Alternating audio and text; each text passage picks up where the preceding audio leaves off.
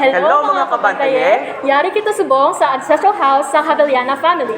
Kaya actually, may event diri nga hiwaton. Ha. Art exhibit ni siya. Art and food exhibit.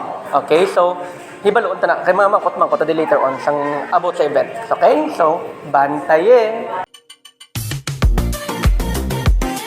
Bantaye! Gamay nga trivia lang anay mga kabantaye. Kabalo bala kamo nga ang ini nga balay iya sang mag-asawa nga si Griserio kag Trinidad Havillana. May ari ini 18 o kon 18 ka mga kwarto para sa mga gerilla nga gaaway kontra sa mga Hapon sadtong World War II.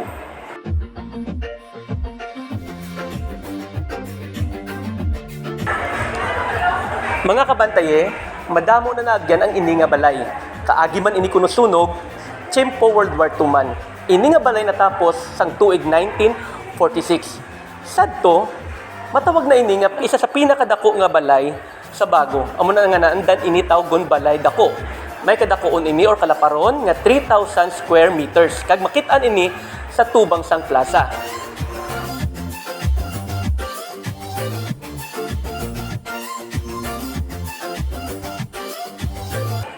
Matuod gid mga kabantaye nga isa na ini sa mga landmark sang Bago City, ang Ancestral House sang Havillana family or ang Balay Dako.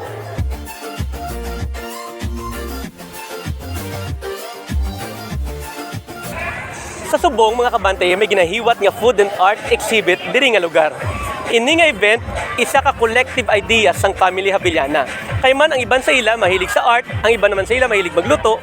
Halimbawa, si Ma'am Marge nga mahilig siya sa mga paintings, any form of arts ang iya kaya hiligan.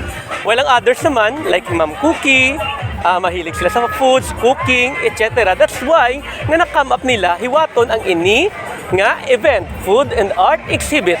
Bantaye!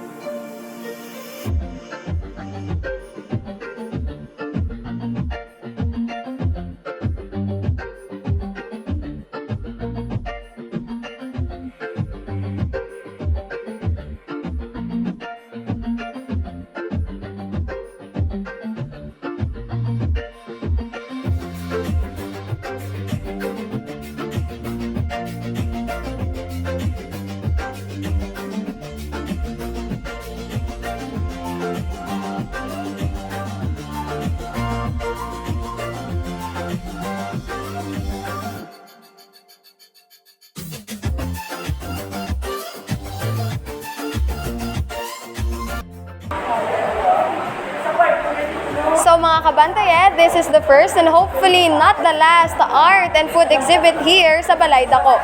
Remember, this is only from November 3 to November 5. So ano pang ginahulat nyo? Kadto na kamudi, bantaye! Bantaye!